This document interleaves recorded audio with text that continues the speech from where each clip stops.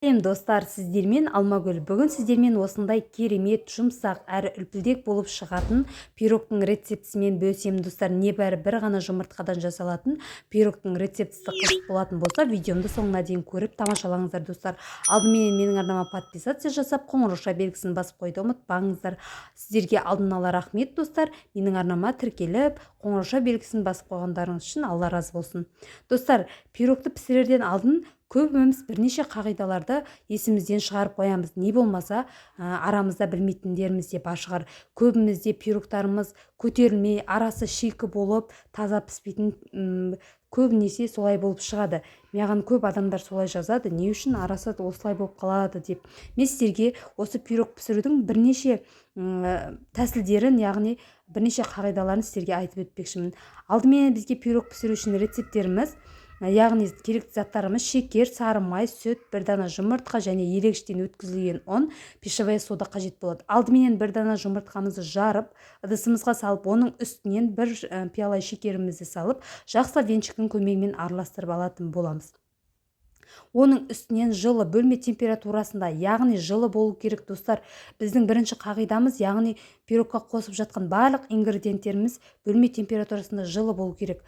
Осылайша сүтімізді жақсылап араластырып алғаннан соң үстіне сары майымызды, яғни ерітілген сары майымызды, жылы сары майымызды құйып, оны да жақсылап венчиктің көмегімен араластыратын боламыз. Міндетті түрде бөлме температурасы. Екінші қағидамыз достар, біздің ұнымыз міндетті түрде ерегіштен өткен болу керек. Себебі біздің пирогымыздың көтеріліп шығу үшін үлкен септігін тигізеді. Сондықтан да ұнды еректен өткізіп жасаңыздар. Не нәрсені жасаңыздар да ұнды еректен өткізіп жасаңыздар. Осылайша ұнды ерегіштен өткізілген ұнымды 2 пиала етіп салып алдым. Оны жақсылап бөліктерге бөліп отырып салып, жақсылап венчиктің көмегімен іртігі қалмай, жақсылап бір келкі масса болғанша жақсылап араластырып аласыздар. Осылайша жақсылап араластырып, ұнымыздың тағы да жарты бөлігін, яғни екінші пиаламызға ұнымызды алып, оны да аз-аздан сала отырып, жақсылап араластыратын боламыз. Достар, менің да төменде көрсетілген инста парақшама және дәл осылай тиктокқа жасаңыздар. Тикток парақшамда дәл осылай рецепттермен бөлісетін боламын. YouTube каналымда, Instagram және тикток парақшаларының барлығында осындай рецепттермен бөлісетін боламын. Міндетті түрде тіркеліп алыңыздар. Алдағы уақытта сіздерге өте қарапайым үй жағдайында жасалатын рецепттердің барлығын салған болатын. Міндетті түрде көріп жасап көріңіздер. Енді 2 пиала ұнымызды жақсылап салып араластырып алғаннан соң, оның үстінен бір қасық пищевая содамызды салып, жақсылап осындай қаймақтың массасы болғанша осылайша араластырып аламыз. Енді алдымен пергамент қағазымызды жақсылап елеп аламыз. Екінші, үшінші ескеретін қағидамыз, яғни біздің пирогты салатын ыдысымыз, яғни листіміздің формасына да байланысты пирогымыздың көтеріліп шығуы, не болмаса көтерілмей шығуы. Егер де үлкен листқа кішкентай ғана масса құятын болсаңыздар, ол әрине ісініп пісуі өте қиын болады.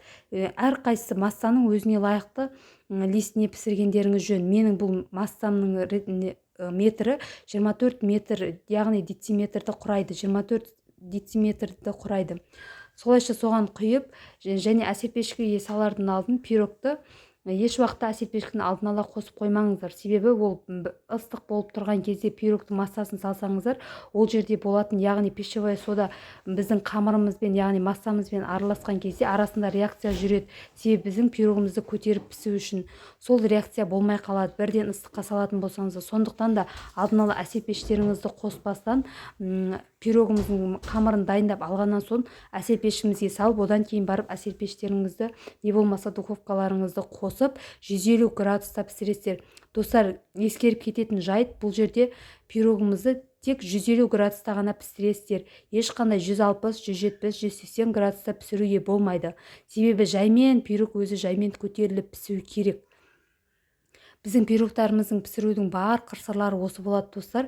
Міндетті түрде 150 градуста 35-40 минутта пісетін болады.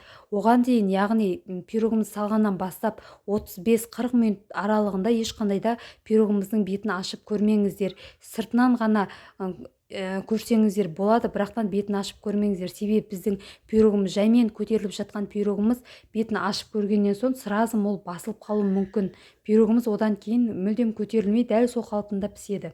Сондықтан да 35-40 минуттан кейін пирогтарыңызды ашып көріп көрсеңіздер болады піскен піспегенін. Достар, менің видеом ұнаған болса, маған подписация жасап қоңырауша белгісін басын